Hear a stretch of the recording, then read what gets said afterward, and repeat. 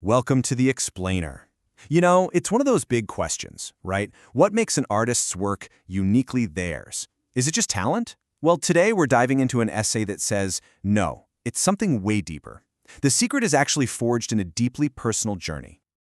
And, wow, the author just nails it right from the get-go with this line. A father's quiet routines, becoming a canvas.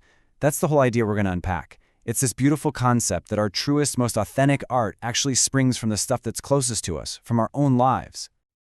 All right, so this brings us to a really interesting puzzle. Think about it. You have all of these artists working in the same style, like Impressionism. So how on earth do they create work that feels so completely different, so personal? And you see this pattern everywhere, not just in painting. I mean, look at Monet and Renoir. Both are Impressionists, right? But Monet is all about that solitary light on water lilies, while Renoir is about the hustle and bustle, the warmth of people. It's the same in writing, too. You've got Hemingway and Faulkner, both tackling American life, but one style is super sparse, and the other is just this dense, sprawling narrative. Same subject, totally different vibe. So what's the secret sauce here? What's that one thing that makes all the difference? Well, according to this essay, it all boils down to one incredibly powerful idea: immersion. Deep, personal immersion. Okay, just look at this comparison. It's night and day. Monet literally tucked himself away in the solitude of his garden. His entire world became about light, nature, the changing seasons. Renoir? He's the complete opposite. He's diving headfirst into the social scene in Paris. So his art is just bursting with people, joy, and life. Same tools, same style, totally different worlds. And you know what? There's actually a name for this. Psychologists call it flow. It's that state you get into when you're so completely lost in what you're doing that everything else just disappears.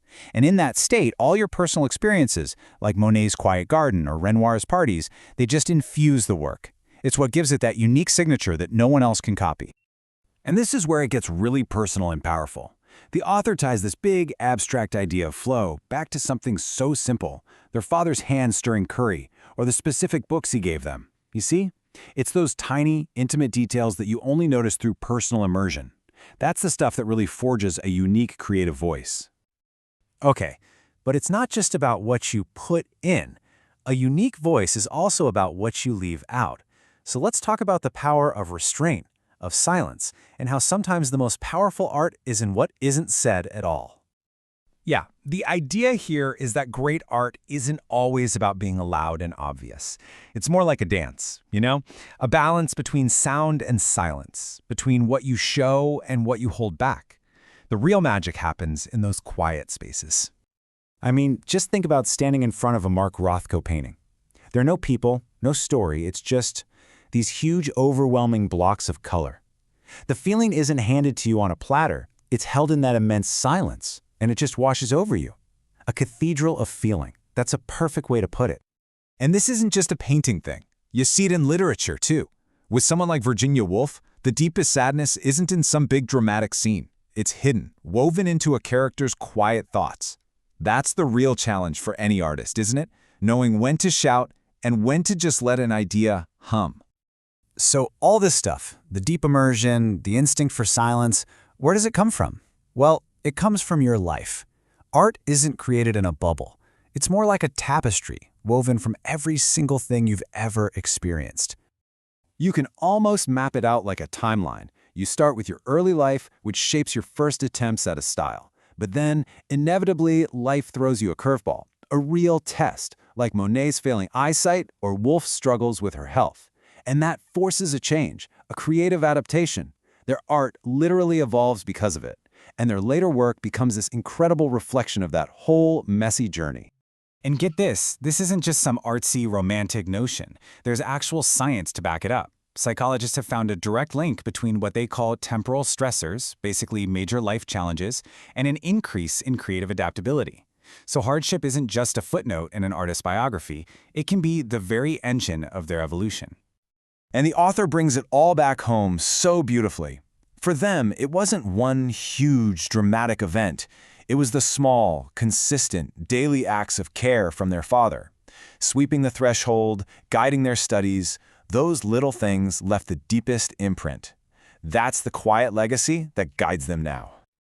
So, what's the takeaway for all of us? all this talk about immersion, silence, and the imprints of a life? Well, the cool thing is, this essay isn't just an analysis, it's a call to action. It's about how we can find our own voice. And it really boils down to these three things. 1. Dive deep. Really study your craft and your world. 2. Be bold. Express what you find with real authenticity. And 3. Know when to be quiet. Let the silence do some of the work. Let it sing. Ultimately, it's all about this amazing paradox, right? We all might be using the same tools, the same styles, but real creativity, the good stuff, only happens when it's filtered through a singular soul, through your soul. Your unique voice is forged in your journey, and no one else's. And so that really leaves us with one final thought, a question for you. It doesn't matter if you're a painter, a writer, a coder, a chef, whatever it is you do, what are the things that are shaping your voice? What are its unique colors? And maybe, just as important, what are its pauses?